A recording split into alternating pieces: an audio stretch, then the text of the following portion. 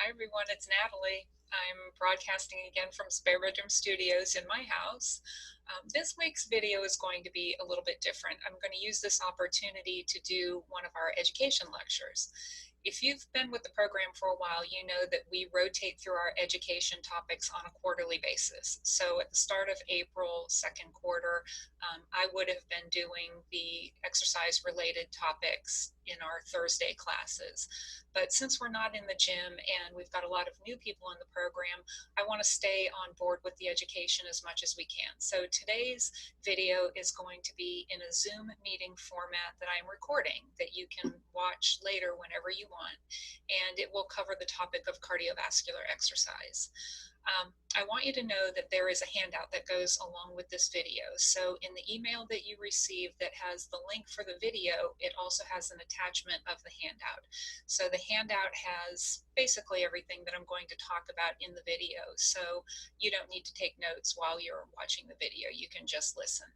So I'm going to share my screen right now, and you should be seeing our PowerPoint presentation, cardiovascular exercise.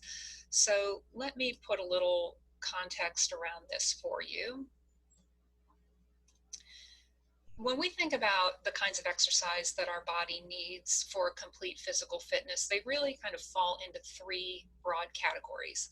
One is cardiovascular exercise. Another is resistance training or strength training, and a third is flexibility. So throughout the week, we need to be engaging in all three of those kinds of exercise so that our body is getting everything that it needs and we can have complete physical fitness. So the type of exercise that I'm going to focus on today is cardiovascular exercise. So there is a formal definition for cardiovascular exercise. According to the American College of Sports Medicine, cardiovascular exercise is exercise that uses continuous movements of the arms or legs that are rhythmic in nature. And we do those movements for extended periods of time. It's not a short burst of activity that's over very quickly. We do it for minutes, sometimes hours. And the whole time that we're doing that activity, our heart rate is elevated. So if you can tick those three boxes, continuous, extended period of time, elevated heart rate, whatever you are doing to cause those three things to happen is considered cardiovascular exercise. All right, so let's talk about why we do cardiovascular exercise. In a nutshell, you can think of cardiovascular exercise as strength training for your heart muscle. There are actually three kinds of muscle tissue in your body. When we talk about muscle tissue, most people immediately think about the skeletal muscles that cause your body segments to move. But there is a special kind of muscle called cardiac muscle that you will find only in your heart. And the way to make that particular kind of muscle tissue stronger is to engage in cardiovascular exercise. So the primary beneficiary of cardiovascular exercise is right here. It's our heart. And when we improve the strength of the cardiac muscle, the heart becomes a stronger pump. So every time it squeezes, it is able to push more blood out into our circulatory system. So the circulatory system, or your blood vessels, are the second beneficiary of cardiovascular exercise. So when you do cardio, your body gets better at distributing blood to the tissues in your body. Now, because we said cardiovascular exercise involves continuous movements of the legs and or arms, the muscles that you use to do cardiovascular exercise are developing the property of endurance while you're doing that exercise. So endurance is the ability of a muscle to contract repeatedly and for longer periods of time before it exhausts. So that's a nice side effect of cardiovascular exercise. Another really beneficial side effect of cardiovascular exercise, at least some forms of cardio, is that your bones will improve their density. So a lot of great reasons to do cardio other than just benefiting your heart. So I mentioned bone density. That is something that women in particular, and some men, especially if you're being treated with hormone treatments for prostate cancer, have to keep in mind. Somewhere around mid-age, we start to lose more bone than we are building up. bone is living tissue that is constantly undergoing a process called remodeling. So we are building up new bone tissue and getting rid of old bone tissue. When we're younger, the rate of bone buildup exceeds the rate of bone breakdown. Somewhere around middle age, that reverses. We start to break down more bone than we are building up, and we start to lose bone density. And certain forms of cardiovascular exercise are going to help us reduce the rate of bone loss. So these are the three people who are doing something that are going to make their bones stronger. The guy running on the treadmill, the woman jumping rope, and the woman who is hitting the punching bag. So think about those three people in particular and what they're doing and what the common thread is that you think would improve their bone density. And it is impact. When you engage in cardiovascular exercise that causes your foot to come off of the surface that it's on and come back down onto the surface, or like the woman doing the punching bag, your fist hitting something, that impact of your foot or your hand hitting something causes a force to travel through your bones, and that force, the impact force, is a stimulus for your bones to take up calcium and become stronger. Now, the reason cycling, swimming, rowing, the arm ergometer, the elliptical are not what we consider to be bone promoting exercises is because your foot or your hand are in constant contact with a surface of the machine, so there is no impact. Now, those are great forms of exercise for people whose joints can't sustain impact. So if you know that you are headed toward a hip or a knee replacement, you can still get very effective cardiovascular exercise by choosing these non-impact forms of cardio. Okay, so let's talk now about how our body changes when we do cardiovascular exercise. When we think of changes in the body in the exercise physiology world, we think of temporary changes and semi-permanent changes. The temporary changes during exercise we refer to as acute changes. So these are ways that your body changes when you are doing cardiovascular exercise. And when you stop doing that exercise, those things that changed go back to what they were before you started exercising in what we would call their resting state.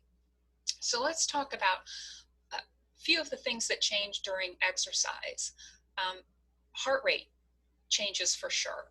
Now, in our exercise classes, we have you wear a device, either a polar heart rate monitor, some of you use Fitbits or Apple Watches that show you your heart rate during exercise. So by watching that device, you know that your heart rate goes up during exercise. These other things you might not be quite as aware of changing, but they do. Your blood pressure goes up during exercise. So one of the reasons that we are checking your vital signs before you start exercising, particularly your heart rate and your blood pressure, is because they are going to go up when you exercise. We want to make sure that everybody is starting at a heart rate and blood pressure that are at a safe level, so that when you engage in an activity that raises those, you are not going to raise them into an unsafe area where you put yourself at risk for a heart attack or a stroke. Muscle blood flow has to change. So when you start using your arms and legs to do cardiovascular exercise, your body needs to get the oxygen and other nutrients that those muscles need to create energy to fuel that exercise. So your blood flow will actually be rerouted. Blood flow is going to be taken away from the core of your body where your digestion is going on and sent out to the skeletal muscles so that they have what they need when you're exercising.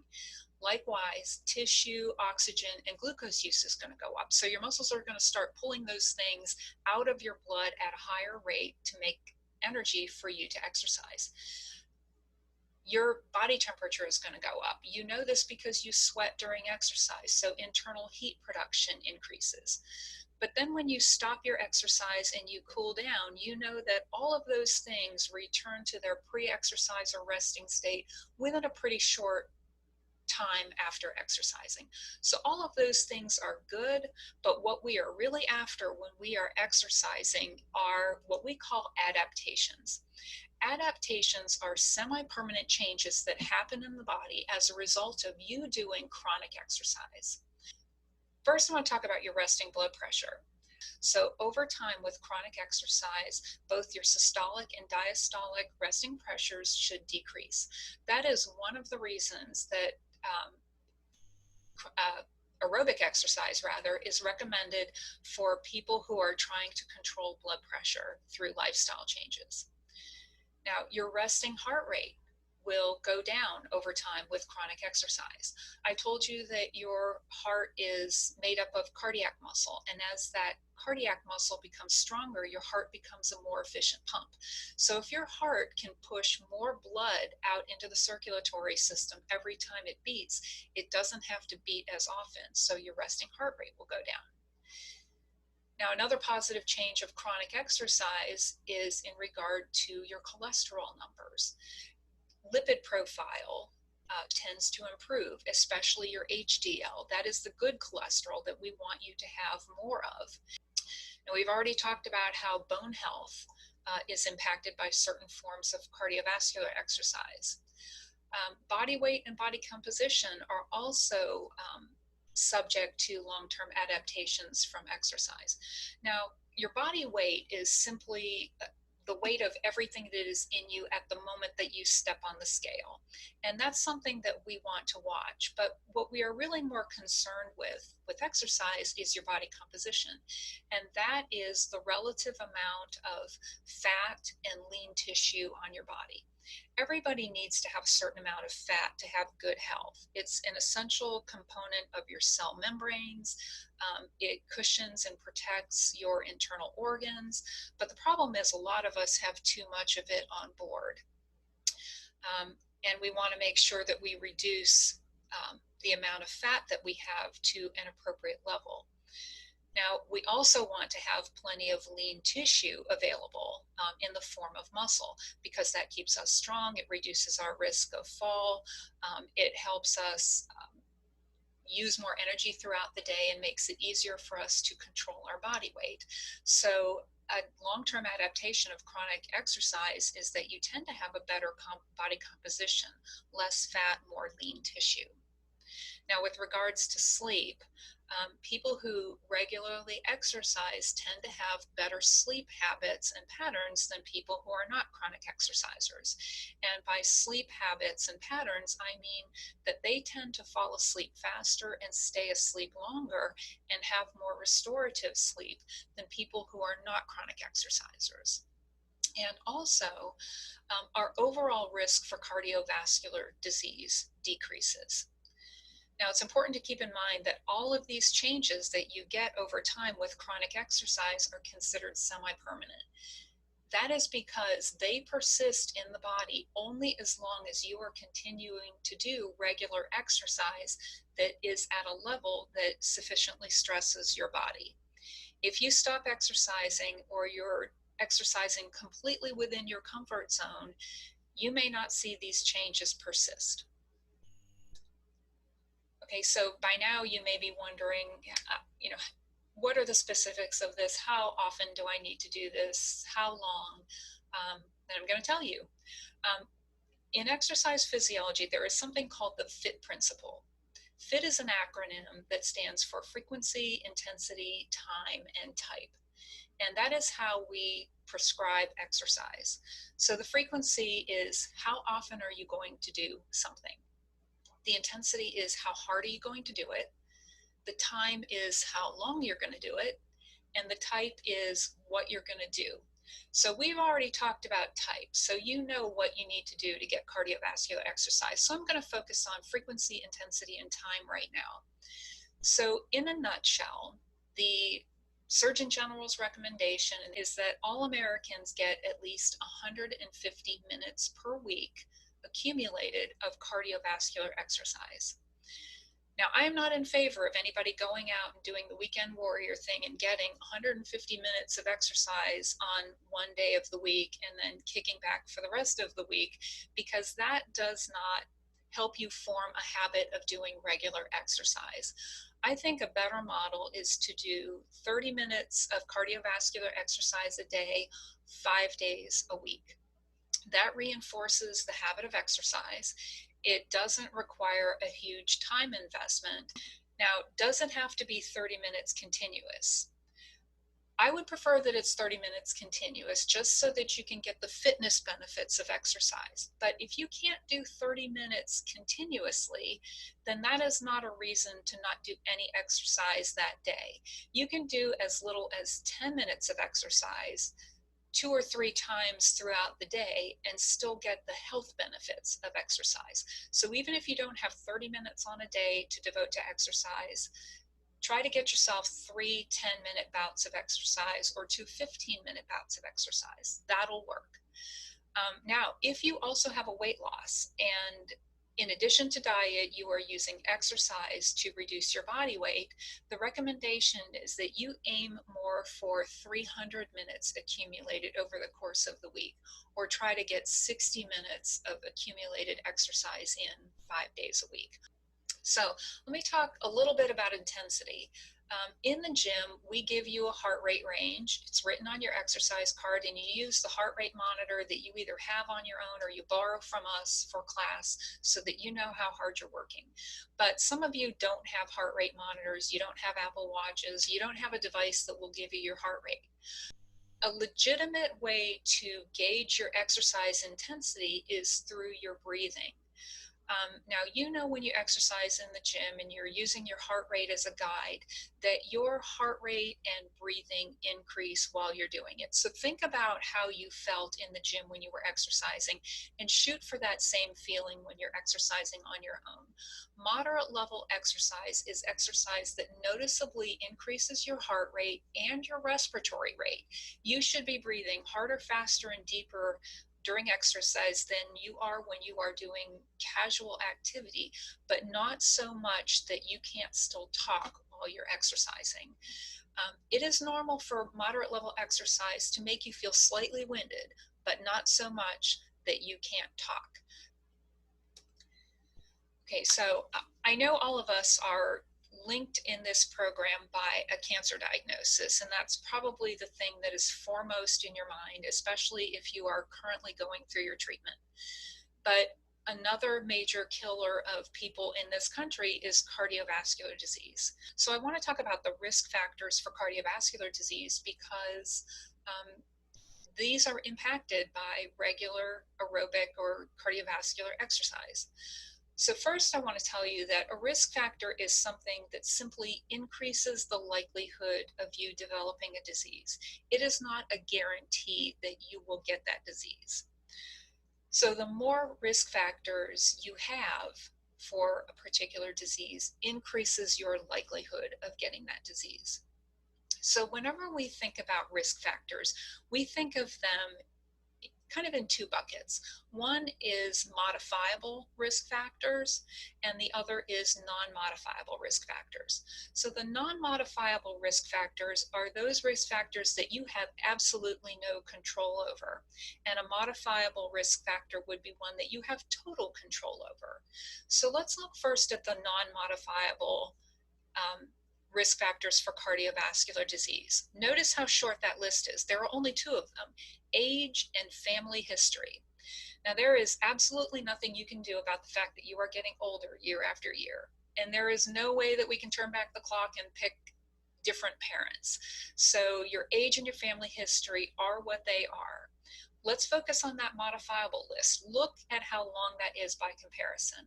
So the modifiable risk factors for cardiovascular disease are cigarette smoking, leading a sedentary lifestyle, in other words, not getting the minimum recommended amount of exercise, being overweight or obese, having hypertension, having poor cholesterol numbers, or being pre-diabetic. So of those 6 modifiable risk factors, 5 of them can be directly improved with exercise. But certainly we have a large measure of control over whether or not we develop cardiovascular disease just by the way we are living our lives. And by engaging in regular aerobic exercise, you are addressing most of them. All right, so let's talk about cancer. That is why everybody who's in our program is in our program. Now, there is some really compelling evidence out there among the existing research with regards to breast, colorectal, and prostate cancers, and the risk of cancer recurrence for those three in relation to exercise. Now, the studies that these observations come from looked at cancer survivors of those three types of cancer who are regular exercisers compared to those who are not. And the researchers who were examining this data noticed that the recurrence rates of breast, colorectal, and prostate cancer were lower in people who engaged in regular exercise than they were in people who were not exercisers. So if your diagnosis is breast, colorectal, or prostate cancer, then I want you to pay attention to that and engage in regular exercise as much as you can, because at this point we don't know what we call the dose response, or how much exercise you need to do to get that effect. But it does seem clear that there is a relationship between exercise and how much of it you do and your recurrence rates of those particular cancers. So until we know exactly how much you need to do and how long you need to do it to get that effect, the advice is to adhere to those guidelines of accumulating 150 minutes per week or more of moderate level cardiovascular exercise. All right, that is the end of the presentation, and I always end with a picture of my dogs, and these are my dogs getting their cardiovascular exercise out for a walk. So if you have any questions, I want you to email me, call me. You can put a comment under this video. I'll check comments and answer questions there. I hope you found this information helpful. I hope you are getting plenty of cardiovascular exercise on your own until we can get back to the gym. And I want to thank you for listening to this. It was long, but hit me up here with your questions if you have them. Thanks, and bye-bye.